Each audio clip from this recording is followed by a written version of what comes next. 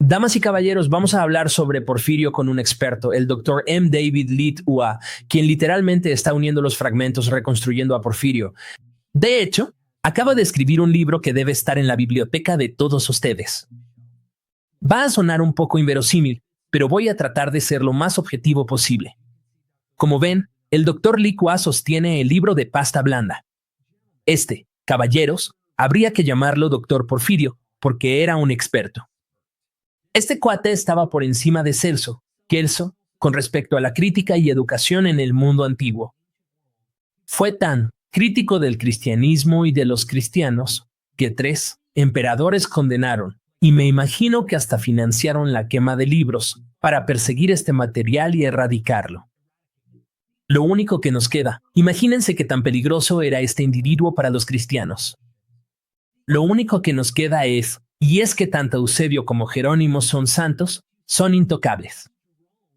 Ellos comentan sobre el texto, solo vamos a conservar lo bueno, pero de milagro sobrevivió, porque lo citan estas fuentes. Y el Dr. Leet Ua ha reunido fuentes legítimas de Porfirio en su estudio, y hoy vamos a discutirlas, antes de promover su libro descaradamente. Le ha metido mucho trabajo. Pero primero váyanse a mdavidleetua.com con el enlace en la descripción y luego sigan viendo el video. Regístrense en su lista de correos y busquen sus cursos en la parte de arriba. Van a ver textos resaltados en azul. Tomen sus cursos. Regístrense gratis a su lista de correos y reciban notificaciones sobre nuevos cursos, reseñas de libros o lanzamiento de videos de YouTube. Él tiene su canal de YouTube, suscríbanse y denle clic a la campanita de notificaciones. Pronto va a tener muchísimos más cursos. También tiene planeado un viaje a Egipto, un tour. Supongo que les puede interesar ese tipo de actividades. Vayan a su sitio en davidleetua.com.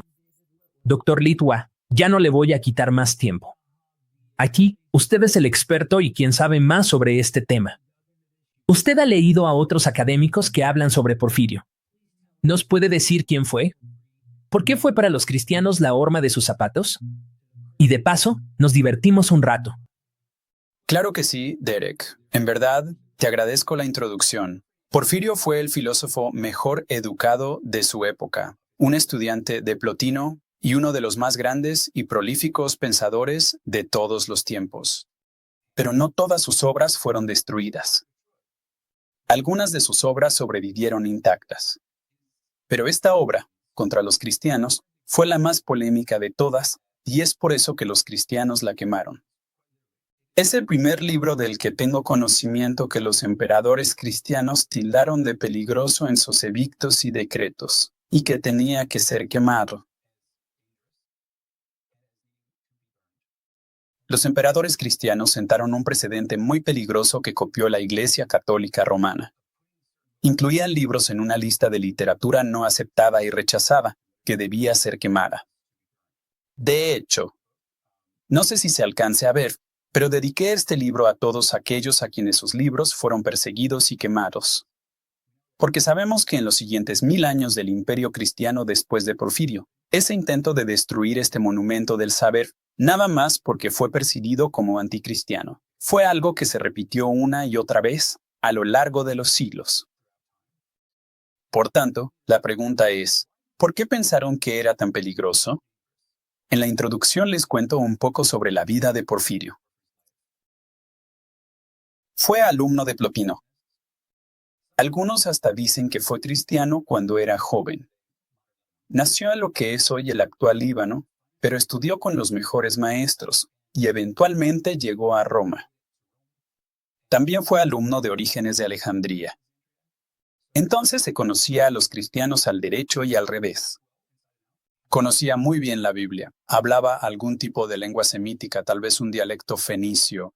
De hecho, su nombre original, Malco, es fenicio, pero le decían Porfirio, que significa púrpura, porque ese era el color de la realeza. Y Malco, como ya sabes, significa rey. ¿Por qué escribí este libro? Pues porque los otros libros que afirman reconstruir a Porfirio, o se pasan de la raya, o se quedan cortos. En el caso de Hoffman, nos dice que nos ofrece los restos literarios de Porfirio, Pero lo que hizo en realidad fue darnos fragmentos de un libro del siglo IV llamado Apocrítico, escrito por un personaje misterioso conocido como Macario Magnes. Pero Macario Magnes nunca afirmó estar citando o usando a Porfirio ni una sola vez. Pero lo que hizo Hoffman fue darnos estos fragmentos de su libro, creyendo que provienen de Porfirio. Y aunque tenemos razones para pensar que, efectivamente, algo de ese material podría ser de Porfirio, en realidad no estamos seguros. En el 2002 se hace un estudio impagable, en 2005, un estudio impecable de reconstruir contra los cristianos, por Robert Buchman. Este libro fue publicado por Brill. Así que, aunque quisieran comprarlo, les saldría en un ojo de la cara. Pero tampoco lo van a querer, porque no cumple con su cometido. Nada más junta todos los comentarios despectivos sobre los cristianos en fuentes cristianas, atribuyéndoselos a Porfirio. En el 70% de los casos, nada de eso sería obra de Porfirio. Si vamos a reconstruir lo que escribió Porfirio, tenemos que reconstruirlo de gente que explícitamente dice que cita de las obras de Porfirio. Y eso es precisamente lo que hizo el académico alemán Matthias Tucker en el 2016. Y es esa investigación alemana la que traduzco al inglés con mi propio comentario y reconstrucción. Entonces, a menos que sepas leer alemán, tampoco vas a poder leer ese libro. Pero además de esa obra en alemán, les comparto una reconstrucción completa de lo que yo pienso que Porfirio escribió basado en esos fragmentos. Y lo que hizo Becker de manera meticulosa fue repasar las fuentes nuevamente y recolectar 81 fragmentos y testimonios de gente que dice explícitamente que cita o usa a Porfirio. Y luego, lo que hizo fue recolectar más material. Déjame ver si puedo darte un total numérico. Él recolectó un total de alrededor de 130-132 fragmentos. Pero los últimos 50 de esos fragmentos se consideran dudosos. Y es que se consideran dudosos porque suenan como si los hubiera escrito Porfirio, pero no lo mencionan explícitamente. Pero también tienen relación con los 81 fragmentos auténticos. Es un número considerable. 81 fragmentos no son nada despreciables. Y también lo que podemos reconstruir con ese material es considerable. Déjame ver, yo empiezo la reconstrucción en la página 178 y llega hasta... Nada más para que te des una idea de su extensión total, va de la 178 a la 210. Es una cantidad razonable. Y te da una probada de la intención de Porfirio al escribirla. No digo que son las palabras exactas de Porfirio. Tendríamos que usar una ouija para saberlo, porque los cristianos tuvieron éxito al destruir el libro. Esto se hizo trabajando a partir de las citas sobrevivientes, y era la única forma de lograrlo. Y eso cuesta mucho trabajo. Debe haber algo así como más de 100 personas que citan a Porfirio desde la antigüedad hasta la Edad Media. Y encontrar todas esas citas nos ha llevado casi 150 años. Estamos en 2025, en la culminación de esta labor académica que sigue en desarrollo. Ya te podrás imaginar que todavía hoy, alguien puede encontrar un nuevo fragmento de Porfirio que desconocíamos. Algo que no habíamos visto antes. Estoy completamente convencido que de esos 135 fragmentos que tenemos, la autoría de 50 de ellos está disputada, pero prácticamente hemos agotado esas fuentes. Y por un lado, con Celso es un poco más fácil, porque todas esas citas de Celso vienen de una sola fuente, Orígenes de Alejandría, mientras que con Porfirio tenemos docenas de autores, no solamente uno. Y es una labor exhaustiva recolectarlas todas.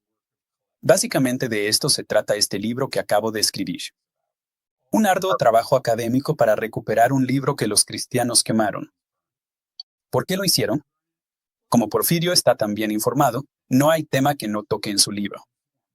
A diferencia de Celso, Porfirio conoce la Biblia mejor que muchos cristianos. En ese aspecto, se parece más a Marción. Porfirio conoce el Antiguo Testamento como la palma de su mano. Él es el primero en identificar el libro de Daniel como una falsificación del período macabeo, una postura que sostienen los estudiosos hasta hoy. Los cristianos, los que son verdaderamente conservadores el día de hoy, todavía creen que Daniel fue un profeta y gobernador de Babilonia del siglo VI, aunque ninguna fuente babilónica o externa menciona a Daniel. Ya vi que Derek hizo un muy buen video sobre Danael, como personaje ficticio y mitológico. Pero Porfirio es el primero en mostrar no nada más que es un personaje mitológico, también es el primero en demostrar que todo el libro puede fecharse con bastante precisión a un periodo muy específico, basándose en las profecías dentro del libro. Porfirio es la primera persona que tuvo una muy completa y crítica visión sobre el texto bíblico. ¿Y eso por qué es tan importante? Porque tendríamos que esperar otros 1000 años hasta el nacimiento de la crítica histórica con Spinoza. Los cristianos hicieron pedazos y sepultaron a Porfirio. Y en cierta forma, retrasaron por más de 1000 años el surgimiento de la erudición crítica e histórica. Doctor Litua, se podría decir que, y no es que quiera que nos desviemos del tema, pero por eso la gente acuñó el término oscurantismo. Me da la impresión que había un movimiento antiintelectualismo muy activo. Exacto. Digo, yo preferiría evitar cualquier tipo de generalizaciones. Pero estoy seguro que eso pasó con Porfirio. Si las obras de Porfirio hubieran sobrevivido, la crítica histórica habría nacido en el siglo III y no hasta el siglo XVII. Muy buena observación. Fue una situación desafortunada. La verdad fue suprimida durante todos esos siglos. Y muy curiosamente, en la carta a los romanos, Pablo acusa a la gente de suprimir la verdad debido a su impiedad. Pero en el caso de Porfirio, son los cristianos los que han suprimido la verdad de las conclusiones de su crítica histórica, que ahora todos los académicos comparten. Adoptaron su postura. Si le hubiéramos hecho caso a Porfirio, hubiéramos llegado a las mismas conclusiones más de 1000 años antes de la Ilustración.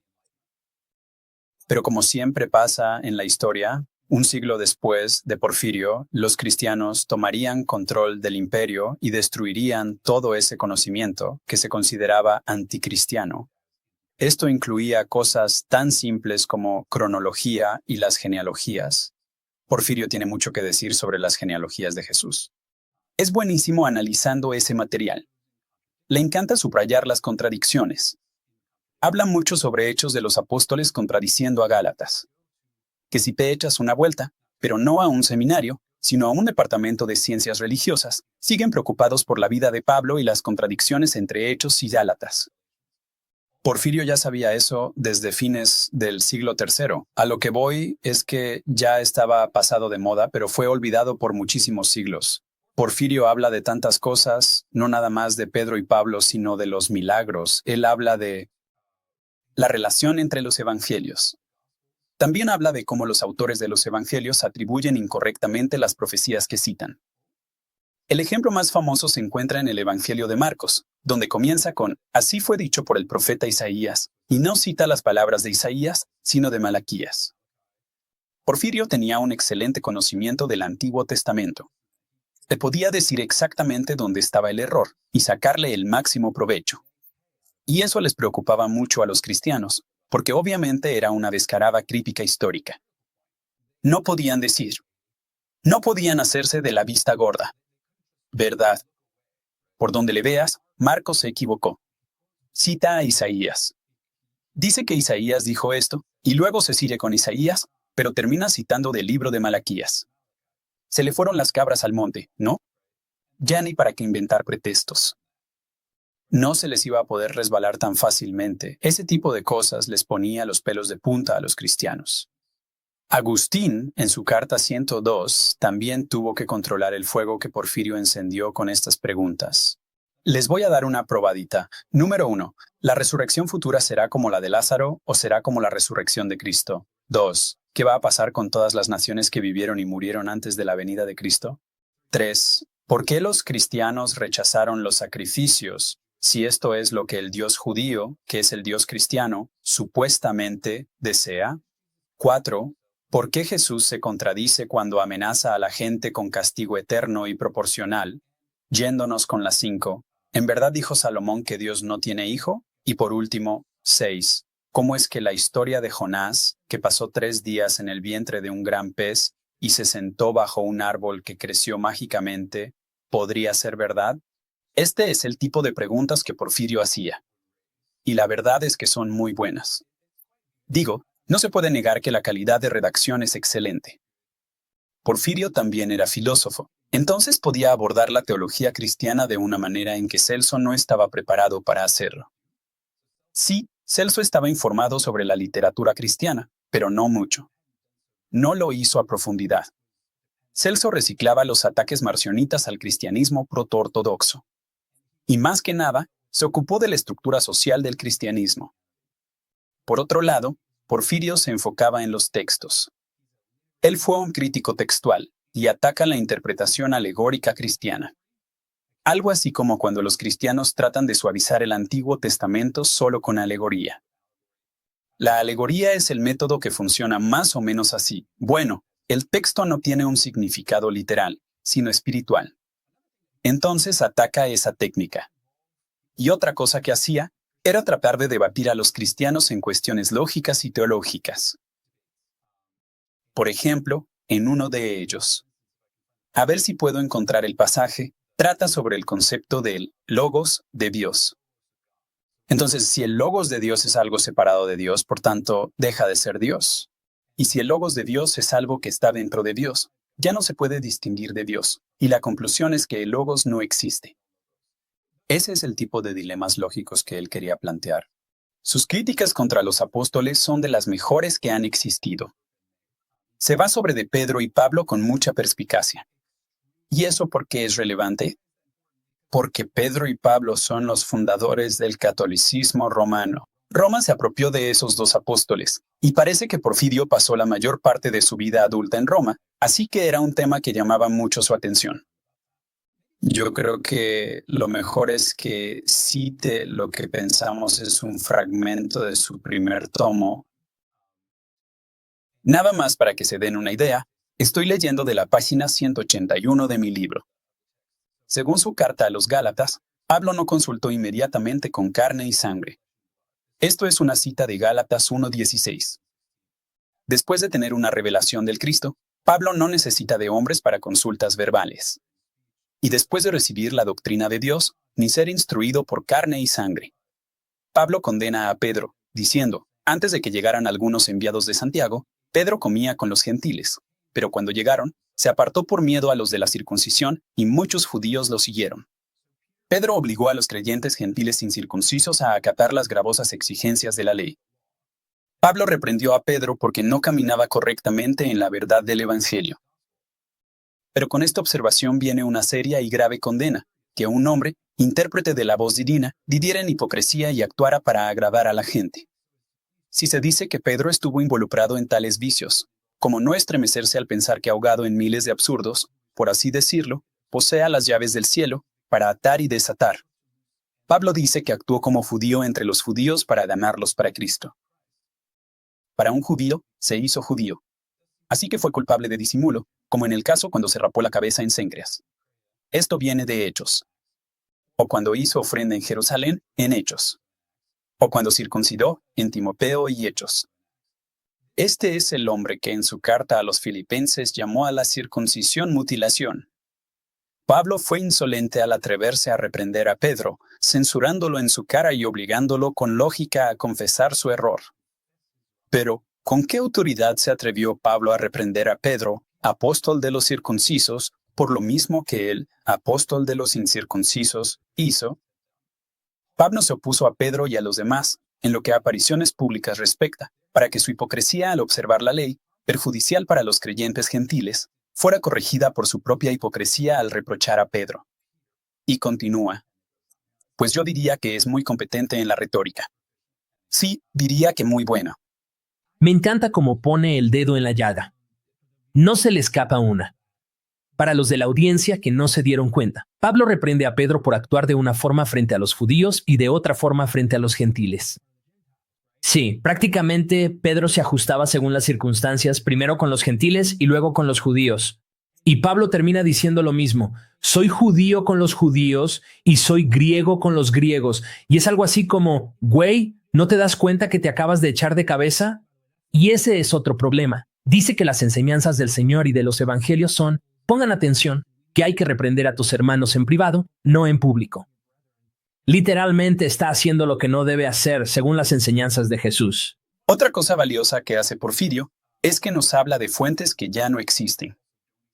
Sé que a Derek le interesan mucho estos temas. De hecho, Porfirio tuvo acceso a un libro llamado Historia Fenicia por un autor llamado Filón de Biblos.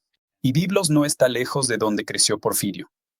Y como Porfirio mismo es fenicio, entonces habría estado muy interesado en un libro llamado Historia Fenicia. Él tuvo este libro en su posesión y se perdió desde entonces. Y muy posiblemente solo podemos tener acceso a este libro, Historia Fenicia, a través del material que Porfirio mismo cita y estudia. Lo que regularmente pasa en la historia es que los cristianos atacan a Porfirio, pero también se aprovechan de los textos que él usaba. Es decir, ellos van a usar las citas de Porfirio como armas para contraatacar a Porfirio. Que suena medio irónico, porque Porfirio es el estudioso académico que dice, ustedes tienen una versión de la historia judía en la Biblia hebrea. Y yo soy fenicio. Entonces, pues somos vecinos, ¿no? Nosotros tenemos la historia fenicia, que cuenta la historia de los judíos de manera muy distinta al mito que tienen sobre Moisés, Abraham y compañía. Todo este es material muy importante. Porfirio nos proporciona estas citas de Filón de Biblos, la historia fenicia.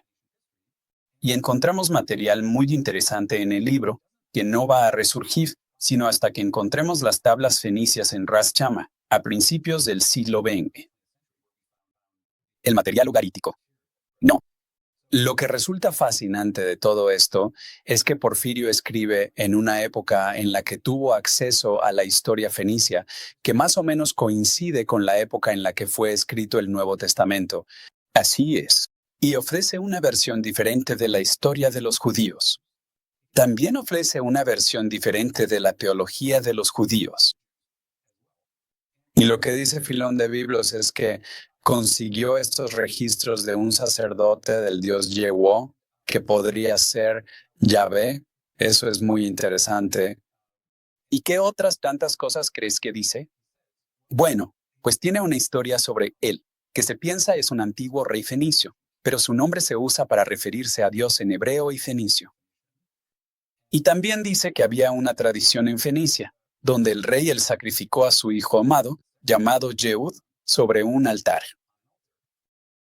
Y eso le llamó mucho la atención a Porfirio, porque se parece mucho al mensaje de la cristiandad, pero 1000 años antes de que la cristiandad tomara prestado ese mito en particular.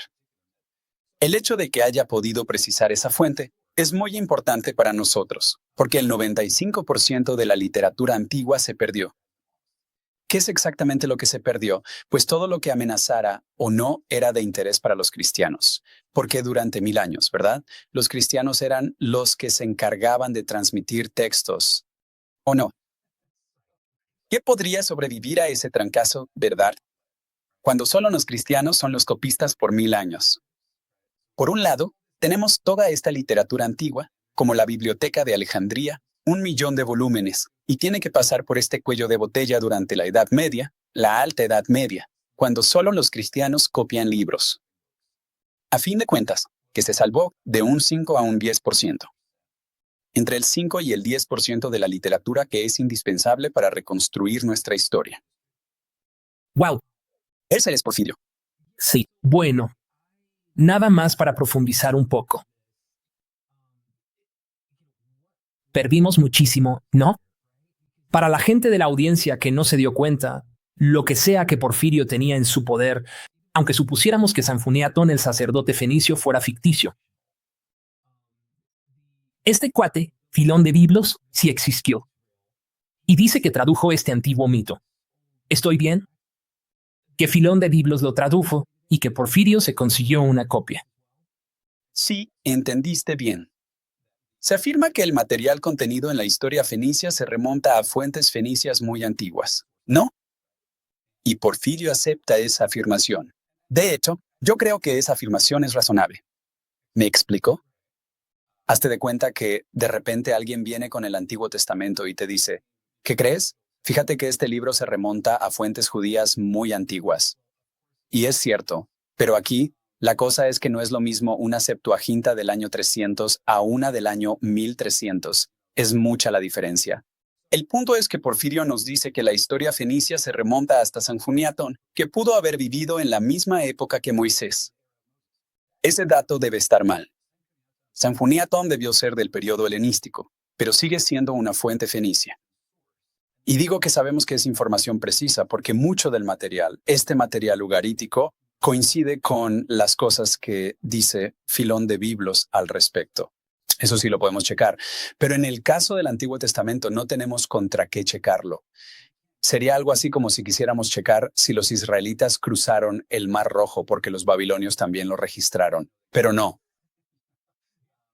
Pero bueno, sí podemos checar el relato del diluvio, ¿no? Los babilonios hablan de un gran diluvio y ese sí lo podemos checar contra sus fuentes. Pero mucho de lo que llamamos mitología o conocimiento judío en el Antiguo Testamento, como Salomón y David y hasta los profetas, no hay otras fuentes que los mencionen.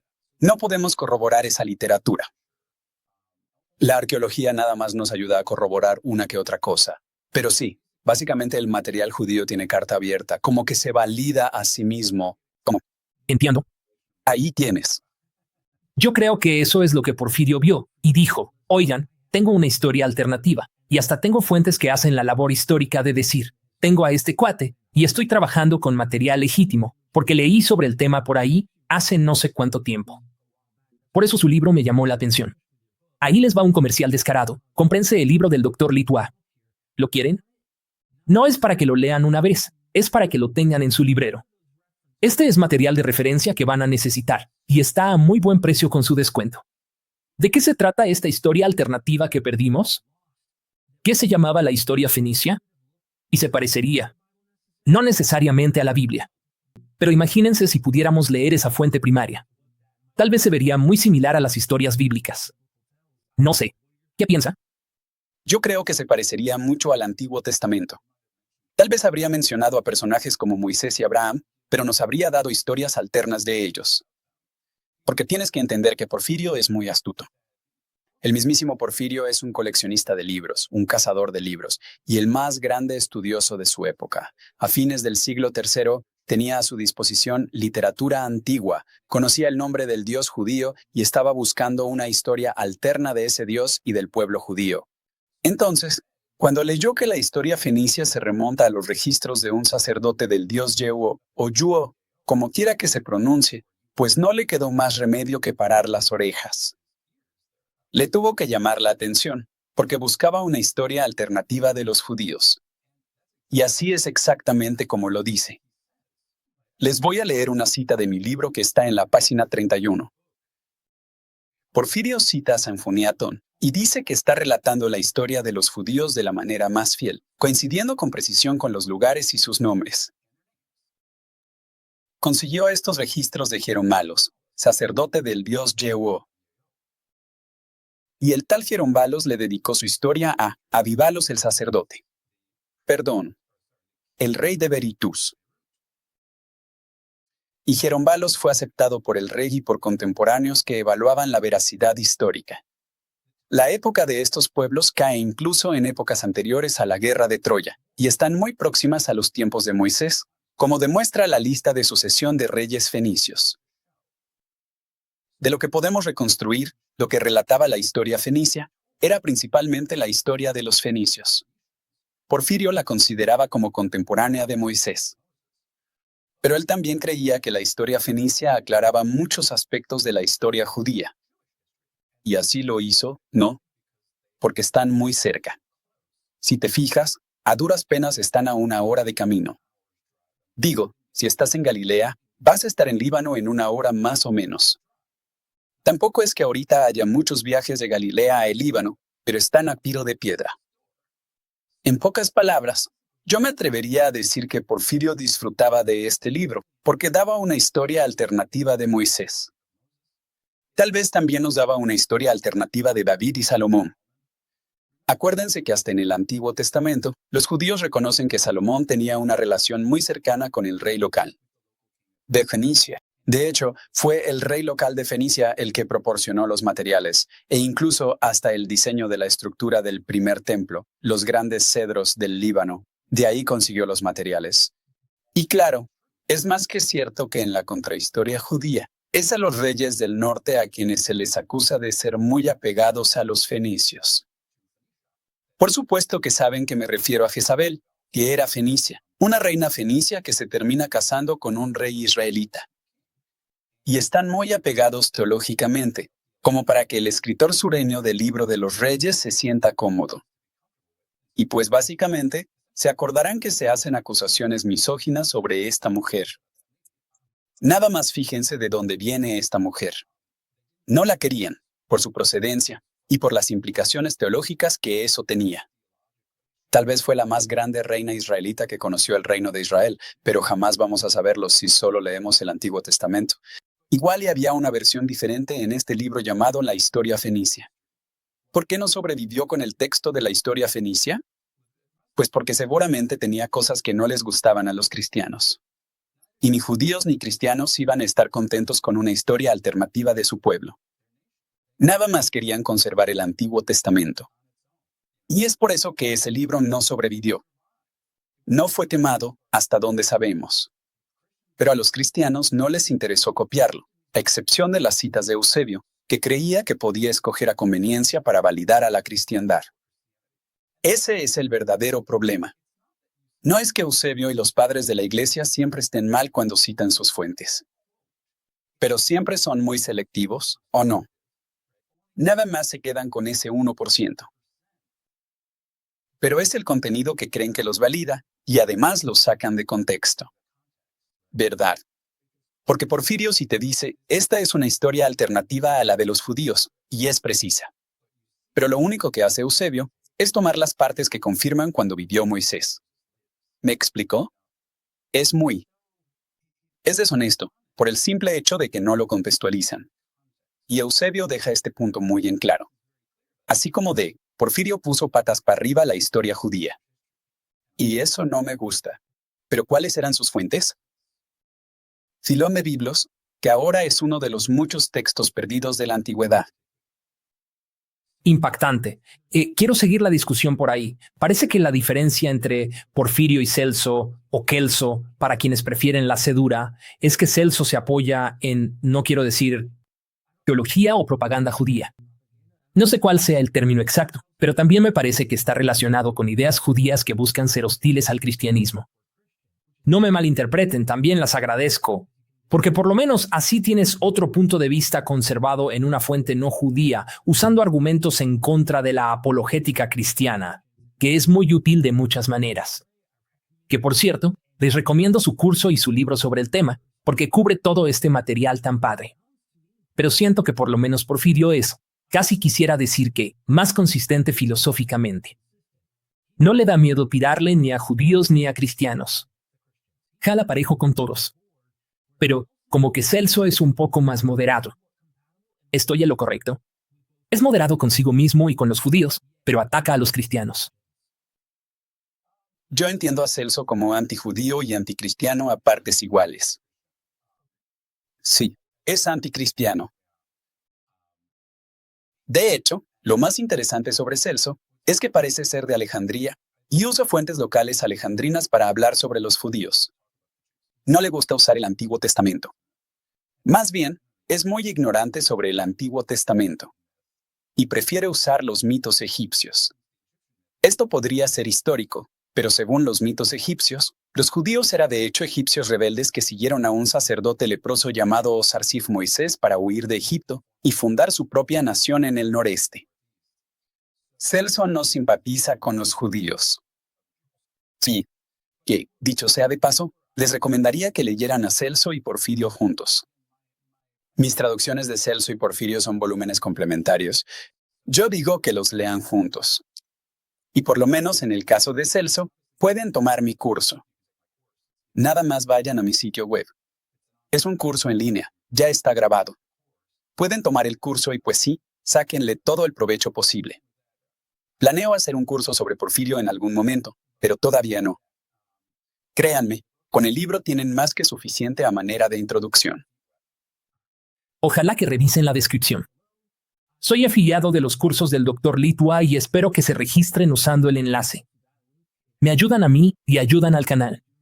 Y así, el Dr. Litua puede regresar al canal para seguir ofreciendo educación a nuestra audiencia. Le agradezco mucho por su tiempo, Dr. Litua. Seguro que podríamos cubrir más temas. Pero por mientras, Ahorita ya nos dio una buena probada de este libro tan profundamente lúcido. Pero hay que digerirlo y la gente lo va a disfrutar. Comenten, ¿qué les pareció? ¿Qué más quieren saber? ¿Cuál es su postura? ¿Y qué piensan del video? Yo creo que si vas a hacer un estudio crítico del cristianismo en la actualidad, ¿por qué no mejor hablas de o lees la historia de tus antecesores, esa tradición de pensamiento crítico?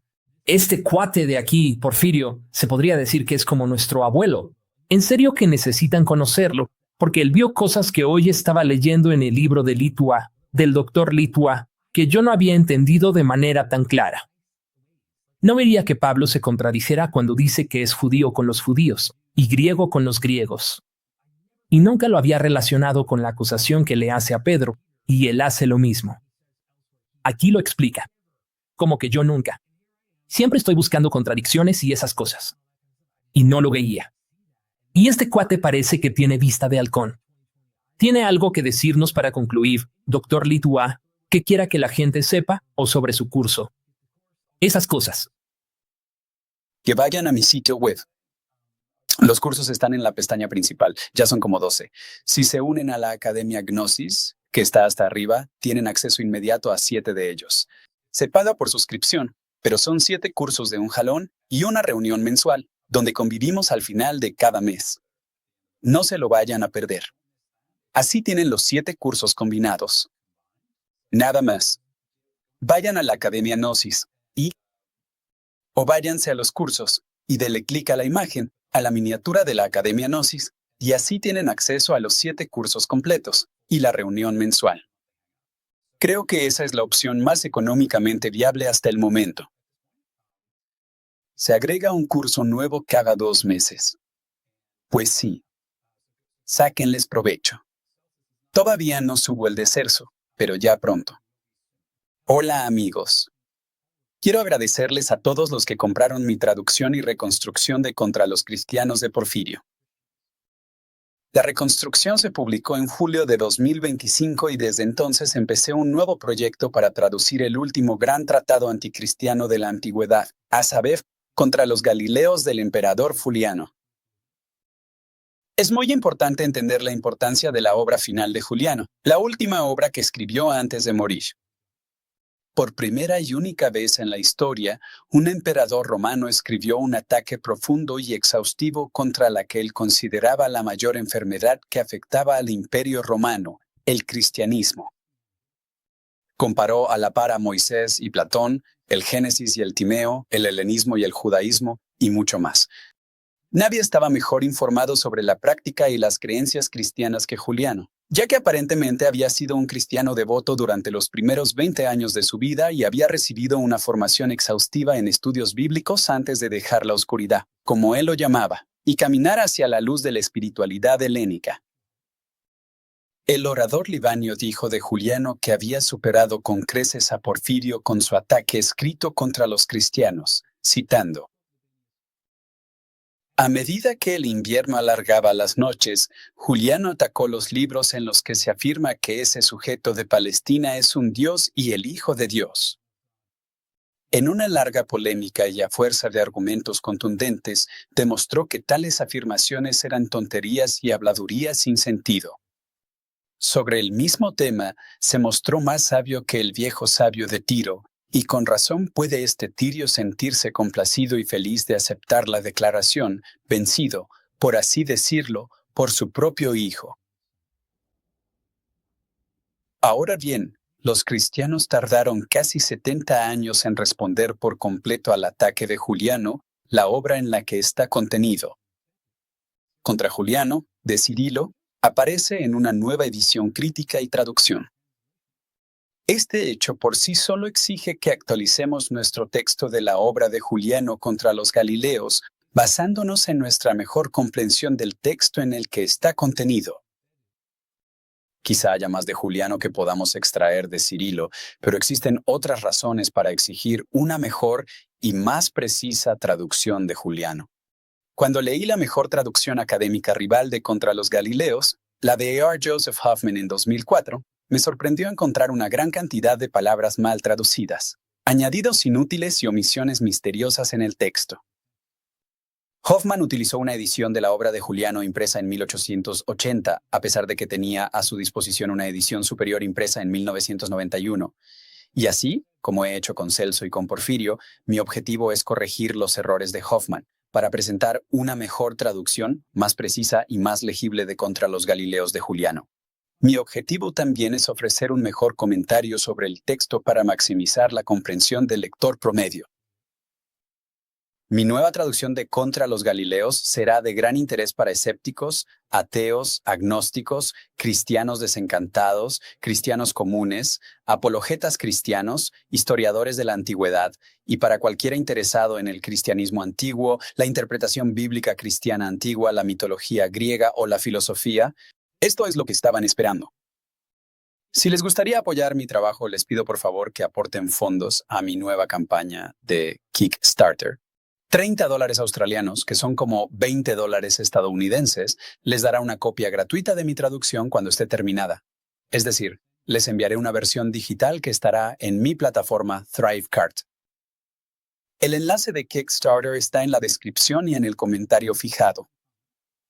Gracias de antemano por su apoyo.